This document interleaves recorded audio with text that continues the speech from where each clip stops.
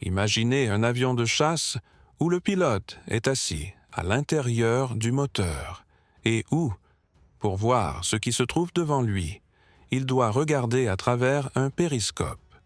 Cela ressemble à une blague d'ingénieur un peu fou, mais les Français, dans les années 50 du XXe siècle, ont réellement construit un tel avion et ont tenté de convaincre les militaires que c'était là l'avenir de l'aviation. Ce chasseur devait monter à 25 000 mètres en 7 minutes, atteindre une vitesse de Mach 2 et intercepter les bombardiers soviétiques plus vite que n'importe quel avion à turboréacteur. Mais quelque chose a mal tourné, ou, pour être plus précis, tout a mal tourné dès le début. Mai 1945. La France gît en ruine après 5 années d'occupation allemande. L'aviation française est totalement anéantie. Le pays, qui était autrefois le berceau des pionniers de l'aviation, est désormais désespérément en retard sur l'Amérique, la Grande-Bretagne et même sur l'Allemagne vaincue. Les politiciens français cherchent désespérément des moyens de retrouver ce statut perdu de grande puissance aéronautique. Ils ont besoin d'une percée technologique, quelque chose de si révolutionnaire que cela leur permettrait, d'un seul bond, de rattraper et de dépasser tous leurs concurrents. C'est alors qu'entre en scène l'ingénieur René Leduc. Cet homme est obsédé par une seule idée depuis de nombreuses années. Depuis 1938, il développe le concept d'un avion propulsé par un statoréacteur. Le statoréacteur, ce n'est ni un turboréacteur, ni un moteur fusée. C'est quelque chose de fondamentalement différent. Imaginez un tuyau volant avec des ouvertures aux 2 extrémités.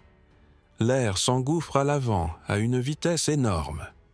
À l'intérieur, on y ajoute du carburant. Le mélange s'enflamme et les gaz brûlants sont éjectés à l'arrière dans un fracas assourdissant, créant la poussée. Aucune pièce mobile, aucune turbine, aucun compresseur. Juste un tuyau avec des injecteurs de carburant. Génial dans sa simplicité. Il y a juste un petit problème. Le statoréacteur ne fonctionne pas à basse vitesse. Il ne fonctionne pas du tout. Pour créer la pression nécessaire dans la chambre de combustion, l'air doit entrer dans le moteur à une vitesse très élevée. Au sol, quand l'avion est sur la piste de décollage, le statoréacteur n'est qu'un tuyau inerte. Il ne peut créer le moindre gramme de poussée. Un avion à statoréacteur ne peut pas décoller par ses propres moyens. Il faut d'abord le propulser d'une manière ou d'une autre jusqu'à plusieurs centaines de kilomètres par heure. Ce n'est qu'alors que le moteur commencera à fonctionner. Mais Leduc ne voit pas cela comme un problème. Il croit tellement en son idée qu'il considère tout obstacle comme surmontable. Pendant la guerre, ses travaux ont été gelés. Mais maintenant, dans la France d'après-guerre, le gouvernement cherche des idées audacieuses, et le concept de Leduc semble être exactement cela. En 1945, il obtient un contrat pour la construction d'un avion expérimental. La société Breguet se charge de la fabrication selon les plans de Leduc. Le résultat est le Leduc 010. Ce n'est pas juste un avion étrange. C'est une construction si révolutionnaire qu'il est difficile de l'appeler un avion au sens traditionnel. Tout le fuselage est un moteur. Plus précisément, le fuselage est le moteur. Le cockpit est situé directement à l'intérieur de l'entrée d'air. Le pilote est littéralement assis dans le moteur, dans une capsule pointue. La visibilité est effroyable. Leduc tente de corriger cela en installant des hublots dans les parois de l'entrée d'air pour que le pilote puisse voir un peu sur les côtés. Mais regarder vers l'avant est pratiquement impossible.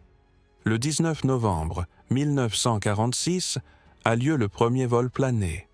Mais le Leduc 010 ne peut pas décoller seul. On le suspend sous le fuselage d'un avion de transport quadrimoteur Languedoc. Ce lourd avion de ligne s'élève dans les airs avec le Leduc sur le dos. telle une femelle mante religieuse portant le mâle. À une altitude de plusieurs milliers de mètres, le pilote du Leduc se largue et plane vers le sol. Une image absurde, mais il n'y a tout simplement pas d'autre moyen de faire voler cet avion. Le 21 avril 1949, près de 3 ans après le premier vol plané, on allume enfin le statoréacteur en vol. L'accélération est toujours assurée par le Languedoc. Il porte la vitesse à 340 km/h. Le pilote du Leduc se détache, allume son moteur et le miracle se produit. Le moteur fonctionne, l'avion accélère. À une altitude de 11 000 mètres, en ne fonctionnant qu'à la moitié de la puissance calculée, le Leduc 010 atteint la vitesse de 800 km/h. Pour les standards de l'année 49, c'est un résultat impressionnant. La vitesse ascensionnelle surpasse celle des meilleurs chasseurs de l'époque. Le Duc triomphe, son concept fonctionne. Le statoréacteur peut réellement être utilisé sur un avion piloté. Il construit un autre exemplaire du Leduc 010, puis une modification, le Leduc 016, avec des turboréacteurs supplémentaires en bout d'aile. Durant l'hiver 51-52, les 2 prototypes s'écrasent lors des essais, mais cela n'arrête pas le Duc. Il construit le Leduc 021 avec une structure améliorée. Ces avions atteignent la vitesse de Mach 0,9, frôlant le mur du son. Et maintenant, imaginez la suite. Année 1953. L'armée de l'air française publie un cahier des charges pour un intercepteur supersonique à haute altitude. La guerre froide s'intensifie. L'Union soviétique construit des bombardiers stratégiques capables d'emporter des armes nucléaires. La France a besoin d'un chasseur capable de décoller d'une piste en terre de 940 mètres de long, de monter à 25 000 mètres en 7 minutes et d'intercepter n'importe quelle cible aérienne. Les exigences sont folles. La vitesse ascensionnelle moyenne doit être de 60 mètres par seconde. La vitesse ascensionnelle initiale de 370 mètres par seconde. C'est 3 fois plus que les meilleurs chasseurs à réaction de l'époque. Le Duc est certain que seul son statoréacteur est capable de fournir de telles performances. Il obtient un contrat pour la construction de 2 prototypes de chasseurs intercepteurs. Le projet reçoit la désignation Leduc 022S. La lettre S signifie supersonique. L'avion doit atteindre la vitesse de Mach 2 à une altitude de 16 000 mètres. Mais la principale nouveauté réside ailleurs. Pour la première fois, l'avion de Leduc doit décoller de manière autonome, sans avion porteur. Cela signifie qu'il faut une propulsion combinée, un turboréacteur pour le décollage et l'accélération, et le statoréacteur pour le vol à vitesse supersonique. Le Duc commence la conception en 1952. La création du prototype débute en 1953. La concurrence ne dort pas. La société Nord Aviation construit son propre chasseur, un statoréacteur appelé le Griffon. Une autre compagnie travaille sur le projet Gerfaut. Mais le Duc croit que ses nombreuses années d'expérience avec les statoréacteurs lui donneront un avantage décisif. Il ne se doute même pas qu'il est en train de créer le tuyau volant le plus cher et le plus inutile de l'histoire de l'aviation française. Lorsqu'en juin 1956, le premier prototype du Leduc 022 sort des hangars de l'usine. Les ingénieurs le regardent avec une fierté non dissimulée. Devant eux se tient la création la plus inhabituelle de l'aviation française. L'avion a l'air d'avoir été assemblé à partir d'un gigantesque tuyau d'égout auquel on aurait fixé des ailes et un empennage. La longueur est de 17 mètres. Mais le plus impressionnant, c'est le fuselage. La partie principale du fuselage est un cylindre parfaitement rond de 2 mètres de diamètre et de près de 12 mètres de long. Aucune courbe élégante, aucune taille de guêpe aérodynamique, juste un énorme tuyau. La paroi externe du cylindre sert de revêtement au fuselage. La paroi interne forme la chambre de combustion du statoréacteur et l'espace entre les deux constitue le réservoir de carburant. La conception est si révolutionnaire que l'avion et le moteur ne font pratiquement qu'un. Tout le fuselage fonctionne comme un moteur. L'air pour le statoréacteur pénètre par 6 entrées d'air disposées en cercle autour de la pointe avant. Elles entourent le cockpit pointu comme les pétales autour du pistil d'une fleur. Les flux d'air passent devant le cockpit et s'engouffrent dans la cavité, entre les parois du fuselage. Là, des injecteurs pulvérisent le carburant. Le mélange est enflammé par l'échappement d'une turbine à gaz auxiliaire Turbomeca Artust. Les gaz brûlants s'échappent en rugissant par la tuyère à l'arrière, créant une poussée de 160 kN. C'est 6 fois plus que la plupart des chasseurs à réaction de l'époque. Mais parlons du cockpit. Ici, les ingénieurs français se sont surpassés pour créer le poste de travail le plus inconfortable et le plus dangereux possible. Le cockpit est un cône pointu en plexiglas qui dépasse droit au centre de l'entrée d'air. Le pilote est assis littéralement à l'intérieur du moteur. Autour de sa tête, de tous côtés, des tonnes d'air filent à une vitesse terrifiante en direction de la chambre de combustion. La visibilité vers l'avant est quasi nulle à cause de l'angle aigu du cône. C'est pourquoi les ingénieurs installent un périscope. Oui, vous avez bien entendu, un périscope sur un chasseur supersonique, comme sur un sous-marin. Pour voir un minimum sur les côtés, des hublots supplémentaires sont découpés dans les parois de l'entrée d'air. Mais le problème principal n'est pas la visibilité. Le pilote occupe une position semi-couchée dans une cabine minuscule, entourée de vitrages sur tout son périmètre. En cas d'incendie moteur, il se trouve à l'épicentre même de la catastrophe. Les ingénieurs ont prévu un système de sauvetage. Toute la partie avant, avec le cockpit, se sépare de l'avion et descend sous parachute. Ensuite, le pilote doit quitter la capsule et atterrir avec son parachute personnel. Théoriquement, cela devrait fonctionner, mais seulement si le feu ne transforme pas le cockpit en un four en plexiglas avant que le pilote n'ait le temps de se larguer. Derrière le cockpit commence le cœur de la structure. À l'intérieur du gigantesque statoréacteur, sur son axe central, est installé un turboréacteur Snecma Atar Centn 1D3. La poussée est de 30 et 1,3 kN. C'est un moteur puissant pour le milieu des années 50. Il est utilisé pour le décollage et l'accélération. Le turboréacteur propulse l'avion jusqu'à une vitesse d'environ 340 km/h, ce qui correspond à Mach 0,4. À cette vitesse, le flux d'air entrant crée une pression suffisante pour démarrer le statoréacteur. Le pilote active l'alimentation en carburant des injecteurs du statoréacteur et le tube géant prend vie, se transformant en une torche rugissante. L'aile du Leduc 022 est elle aussi inhabituelle. Une flèche de 30 degrés au bord d'attaque, une envergure de 10 mètres. C'est plus que sur les modèles précédents de Leduc. C'est une aile médiane, installée avec un léger dièdre positif. Mais surtout, l'aile ne sert pas uniquement à la portance. Une partie du carburant est logée dans des caissons de voilure. Une autre partie se trouve dans le réservoir annulaire entre les revêtements externes et internes du fuselage.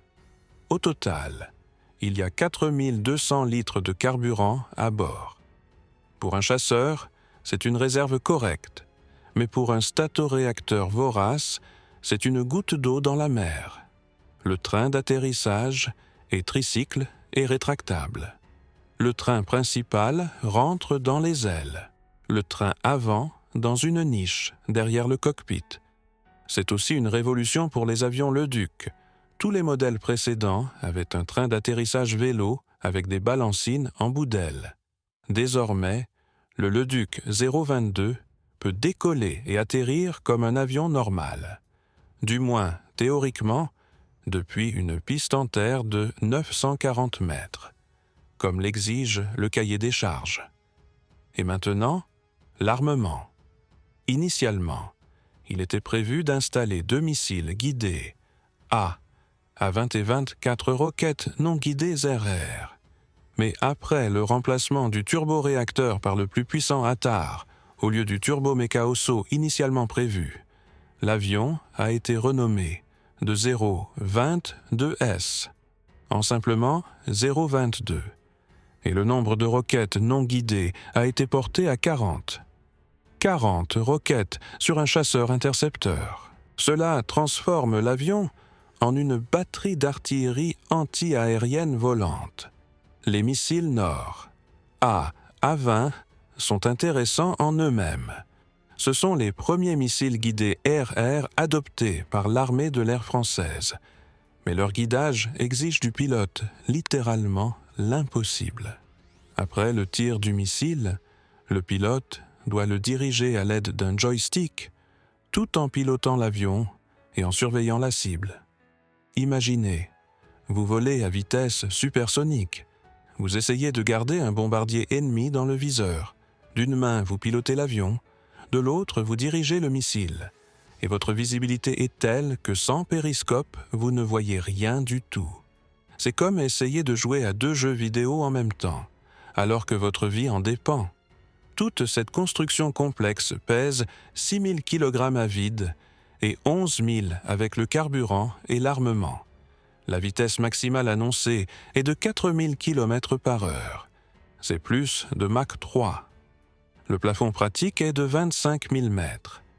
La montée à cette altitude en 7 minutes, comme l'exigeait le cahier des charges. L'autonomie de vol varie de 15 minutes à 1 heure, selon le régime des moteurs. Mais il y a un petit problème. En fait, il y a beaucoup de problèmes, mais l'un d'eux est particulièrement grave. Le fuselage en forme de cylindre parfait viole grossièrement ce qu'on appelle la loi des airs. C'est un principe aérodynamique selon lequel la variation de la section transversale du fuselage doit être la plus progressive possible. Sur les avions supersoniques, on fait habituellement une taille de guêpe caractéristique au niveau des ailes pour compenser l'augmentation de surface due à la jonction des ailes. Cela réduit la traînée d'onde lors du passage du mur du son. Sur le Leduc 022, il n'y a aucune taille de guêpe, juste un gros tuyau de 2 mètres avec des ailes. Aux vitesses transoniques et supersoniques, une telle conception crée une traînée monstrueuse. L'air bute littéralement contre ce tuyau volant. Et ce ne sont pas des calculs théoriques. Cela sera prouvé de la manière la plus brutale lors des essais. Mais pour l'instant, à l'été 56, alors que l'avion est sur l'aérodrome de l'usine, tout le monde croit au succès. Le Duc a travaillé sur les statoréacteurs pendant presque 20 ans. Ses avions précédents volaient lentement, avec des limitations, mais ils volaient. Le Leduc 022 doit être le couronnement de sa carrière. Un avion de combat avec une propulsion révolutionnaire, le chasseur du futur. Personne ne sait encore que cet avion deviendra un monument illustrant comment une idée brillante peut être absolument inutile en pratique. Le 26 décembre 1956, une atmosphère nerveuse règne sur la base aérienne d'Istres en Provence.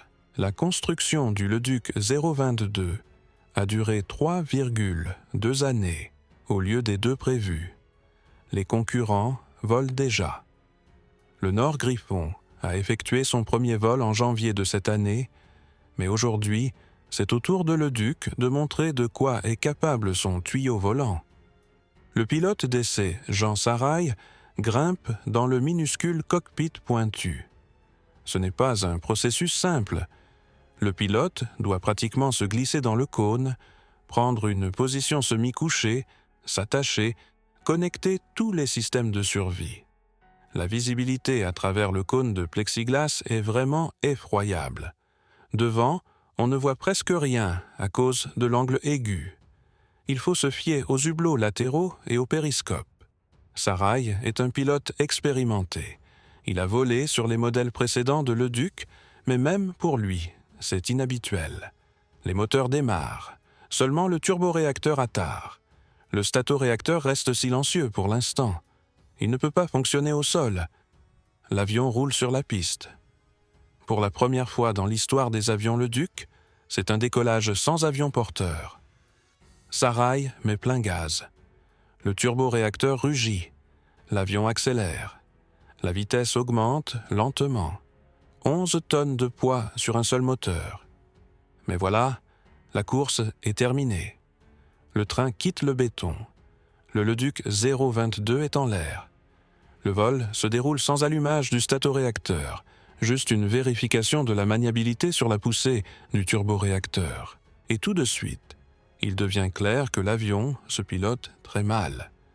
Le gigantesque fuselage cylindrique crée des effets aérodynamiques imprévisibles.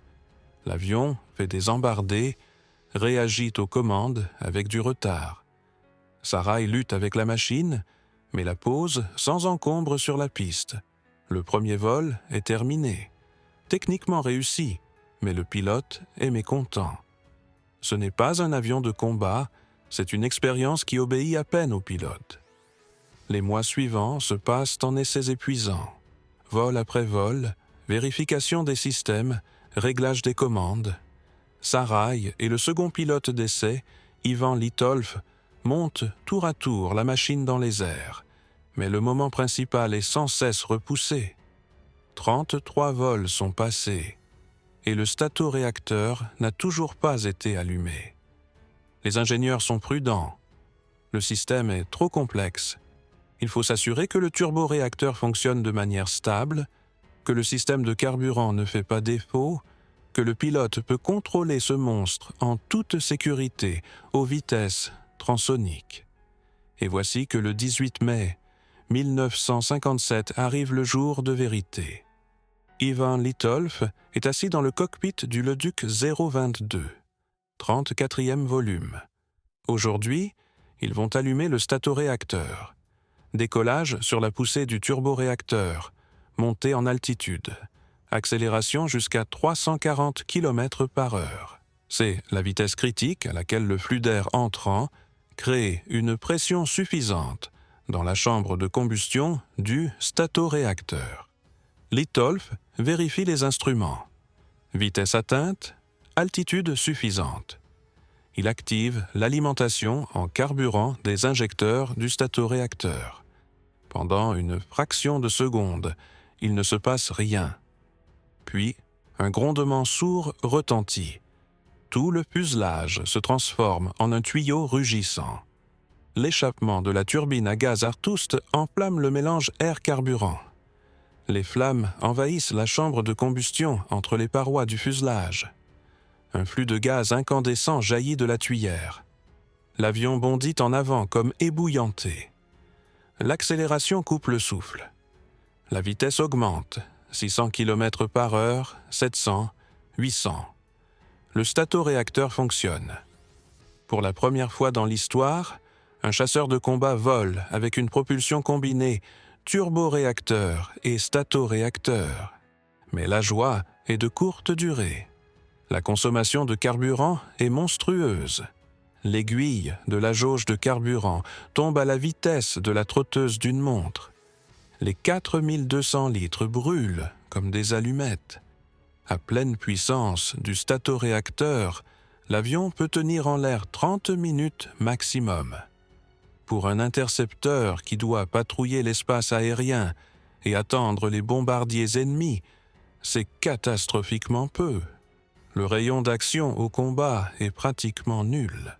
Vous décollez, vous volez jusqu'à la cible, et vous avez juste assez de carburant pour revenir, si vous avez de la chance.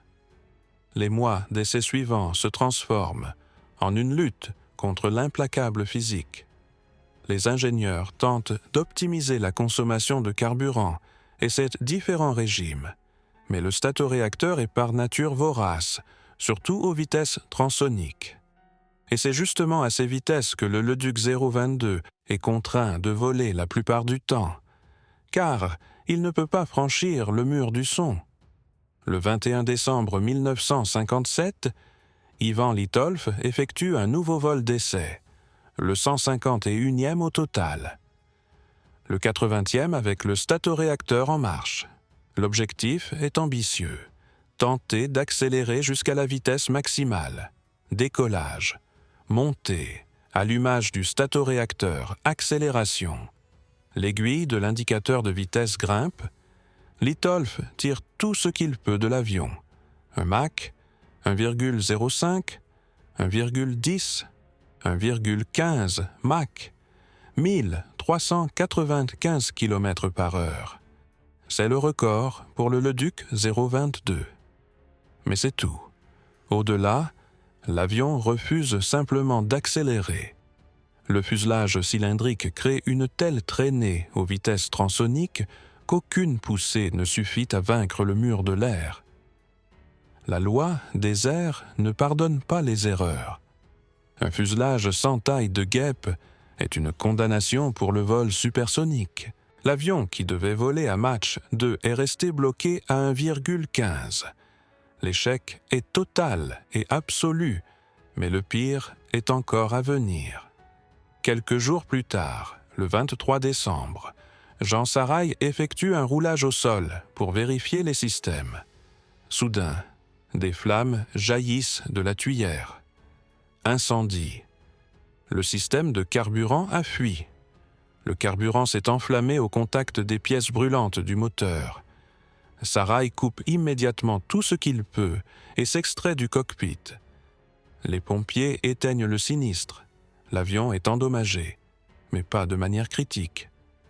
Cependant, c'est la goutte d'eau qui fait déborder le vase. À ce moment-là, tout le monde a déjà compris que le projet a échoué. Le statoréacteur fonctionne mal en altitude. La consommation de carburant rend l'avion inutile en tant qu'intercepteur. L'impossibilité de franchir le mur du son anéantit tous les espoirs de performance supersonique. La maniabilité est exécrable. La visibilité depuis le cockpit ne vaut rien. Et maintenant, un incendie lors d'un simple roulage. En octobre 1957, le gouvernement français avait pris sa décision. La construction du second prototype du Leduc 022, qui est prêt à 80%, est arrêtée. L'avion est simplement démonté pour la ferraille. Et pourtant, sur le second prototype étaient installés des régulateurs de carburant améliorés qui auraient peut-être résolu le problème de consommation, mais plus personne ne veut investir d'argent dans ce projet sans avenir. Le 13 février 1958, le contrat pour le Leduc 022 est officiellement résilié après 140 et un vol. La raison formelle, restrictions budgétaires dues à la guerre en Algérie. Mais la vraie raison est simple. L'avion est inutile, et ses concurrents ont déjà montré qu'ils pouvaient faire mieux. Le Nord Griffon, avec son moteur combiné turbo-statoréacteur, atteint une vitesse de plus de Mach 2. Mais même lui ne reçoit pas de commande en série, car un troisième concurrent est apparu, le Mirage 3, un chasseur simple et fiable avec un turboréacteur classique. Il a effectué son premier vol le 17 novembre 1956, seulement un mois avant le Leduc 022. Mais, dès le 30 janvier 1957, le Mirage atteignait la vitesse de Mach 1,5 avec un turboréacteur ordinaire, sans aucune expérimentation de statoréacteur. Vers la fin de l'année 1957, le Mirage 3 a accéléré jusqu'à une vitesse supérieure à Mach 2 avec la post-combustion et un propulseur fusée d'appoint. L'armée de l'air française regarde les caractéristiques et prend la décision évidente. À quoi bon un avion qui ne peut pas décoller sans élan, qui boit le carburant par seaux entiers et ne franchit pas le mur du son, quand il y a le mirage qui fait tout cela en se jouant.